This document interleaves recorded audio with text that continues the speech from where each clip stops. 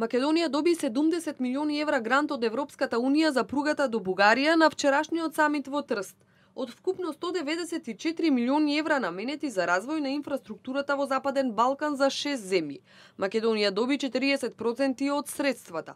Парите ќе бидат наменети за вториот дел од делницата, односно за доизградба на пругата од Бељаковце до Крива Паланка, за која се потребни 152 милиони евра.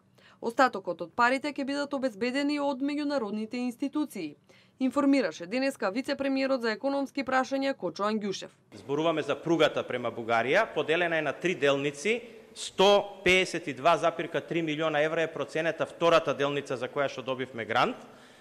Останатите средства ќе бидат обезбедени од финансирање од меѓународните институции, ќе бидат кредити за инфраструктура од во случајов, веројатно ЕБРД или другите финансиски институции во светот. Практично, ние, добивајќи поддршка за оваа делница, што ни порача и што практично се случува од економска гледна точка, вие делницата ја правите пофизибилна, бидејќи ако вие цените дека таа делница била скапа, на овој начин Европската унија ви помага со грант, со пари кои што ги платиле европските граѓани и не треба да ги вратат македонските граѓани, тоа се неповратни средства.